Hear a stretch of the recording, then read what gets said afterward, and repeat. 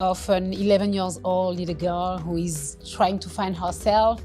She's navigating between two models of femininity.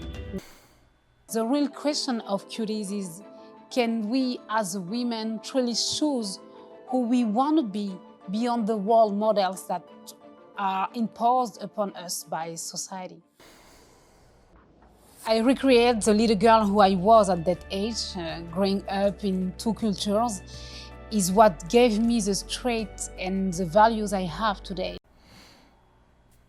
Guys, when it came to the movie Cuties, I struggled. Should I watch this movie? Should I cover it? With the internet going crazy, if you go on YouTube, everyone's making a video. If you do movie reviews, if you don't do movie reviews, everyone has their thoughts on Cuties.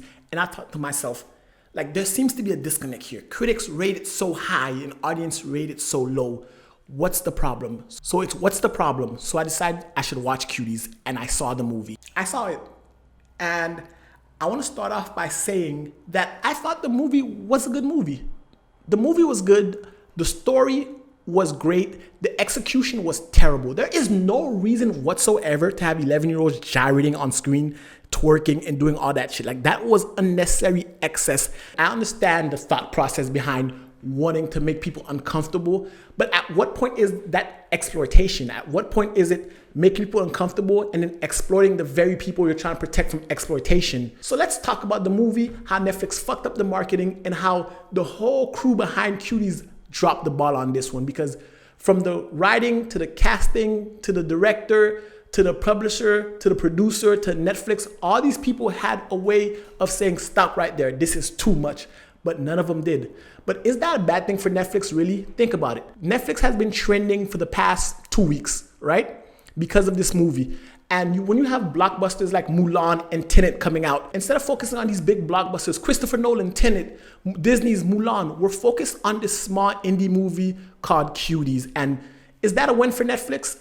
I think it is, and I feel like that in itself is a problem. The exploitation market is real. But before we dive too deep into how they fucked this up, let's get into the exploration of the movie's Cuties. Cuties is the coming of age story of an 11-year-old Senegalese French girl who just moved to France, and she has to adapt to the society of a Western culture while dealing with some of the more archaic parts of her tradition. It's the story of her mother and them dealing with their father and him remarrying and a whole bunch of different shit happening in which you could understand the 11-year-old acting out. All that is fine. But where we draw the line at is behind this beautiful story, this touching story. Like, I'm not gonna lie, there was a scene in the movie where I cried. That's how emotional I got and how I connected with the main character.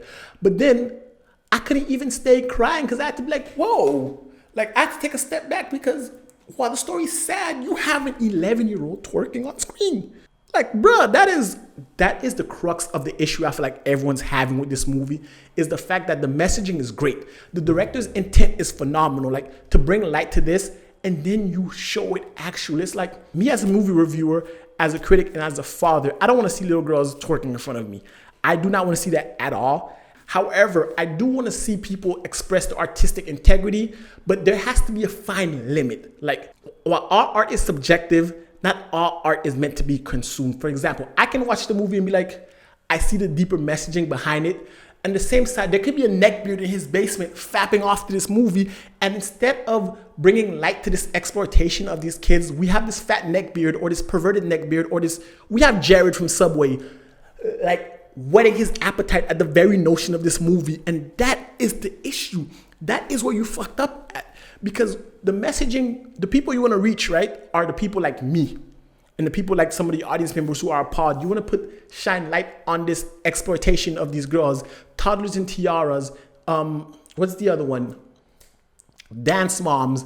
And you have these movies. Like, all these things need to be addressed, and there's a way to address them. So there's a way to release your art to us and make it seem like, okay, this is a problem, we have to do something about it.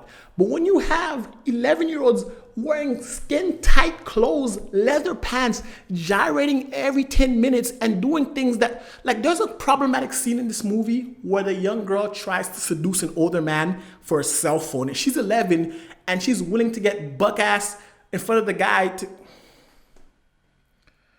That was not necessary. Like, there's a lot of people who refuse to watch this movie, and rightfully so. But then if we take a look at it, is Netflix wrong Yes, but is their bottom line affected? No. It's a two-edged sword. Remember the show 13 Reasons Why, when Netflix had that big scandal about showing Hannah Baker suicide on the show, right? It was graphic, it was explicit. It was not necessary to actually show us the graphicness of it all, but people talked about 13 Reasons Why for months, and 13 Reasons Why went on for 4 seasons. 4 fucking seasons. Like, after the first season, the show was terrible, but it went on for 4 seasons, and Netflix's revenue kept going up and it kept rising. And when it came to Cutie, when you have movies like Tenet and Mulan, high-octane blockbuster movies from big studios, Warner Brothers, Disney, those were tentpole summer movie blockbusters, and we're not talking about that. We're talking about this small indie movie, and that's because for the creators, for Netflix, and for this billion-dollar enterprise, us talking about it, good publicity or bad publicity is still publicity. Like, that in itself is a problem. That is exploitation. Everyone talks about how Netflix fucked up the marketing for this movie. Did they really? Think about it. If they showed us all the emotional parts of the movie and did not show any of the salacious shit, right? Would we be talking about this movie? No. Some people who watch it would be like, oh shit, this is kind of fucked up. But overall, no one would give a fuck. This movie would have came on Netflix, it would have went, and no one would have talked about it. So the marketing at Netflix actually worked. Like, them dropping it off, them doing cleanup, all that. It's trending on Netflix. It's trending on Twitter. It's trending on Facebook. It's trending on Instagram. It's trending on Google. Scroll down YouTube. Like, people who don't do movie reviews are talking about this. Everybody named Mama who has a platform is talking about this movie. And that's how Netflix works. The currency of social interaction. Remember, Netflix doesn't have a box office. It has subscribers and it has people talking about their shit on social media to get more people to stay on the platform and watch. A lot of people who were disgusted by this movie watched it.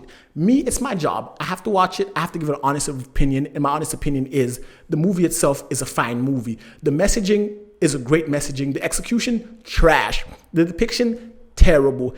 And it kind of goes counterintuitive to the very notion of the things that they're trying to accomplish here. We want to shed light on exploitation. I understand the director when she says this, but at the same time, it's like, no, not like this. There's better ways. Now, is this movie the all-time worst depiction of kids? No. If you guys have actually seen the movie Kids, like, that is terrible. Like, this happens on a regular basis.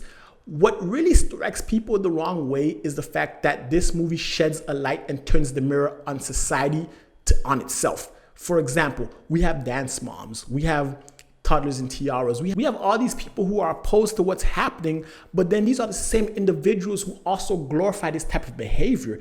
This is what is trending on Twitter when there's a dance competition, Miss Universe. Granted, those are women and they can do whatever they want with their body, but then you have them taking their daughter, training their daughter from a young age to go down these pageant routes, to go down these dance routes, to go down these supermodel routes. And it's like, we have to stop this as a society. This is a reflection of us.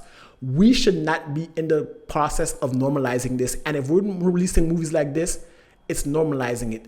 This movie needed an editor. That's what it was. You know how when you work for a newspaper or whatever, you write a paper, you turn in your teacher, they edit it, take this out, take this out, take this out, take this out, final draft. I feel like this movie in itself, if you remove the twerking, which is problematic as fuck, if you remove that from the movie, or just show the audience reaction, just show the girls on stage and show the audience reaction. We don't need to see them doing all this salacious shit. Then it's like, okay, your message has gotten across. And on top of that, right, you take this movie and you take a minority group and you put them at center stage as the catalyst for this to be happening to.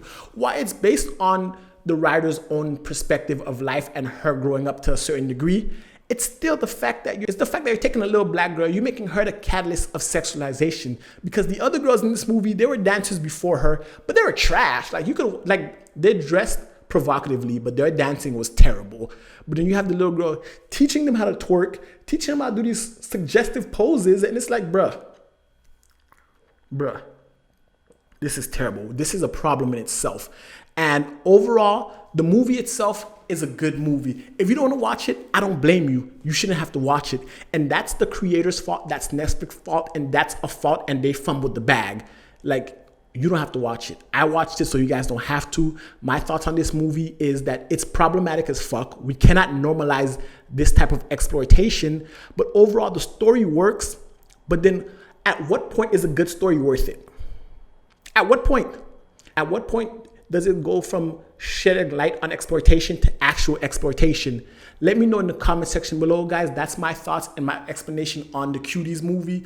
I'd love to hear your feedback in the comment section below. And guys, I break this movie down even deeper in my podcast, the Magical Negro Podcast. So check out the link in the description box below, because there's some things I just can't say on here because I don't want to get demonetized. I get deeper into the shits because there's a lot to talk about on this movie. So definitely check that out. Hit the subscribe button, guys. And until next time, binge on.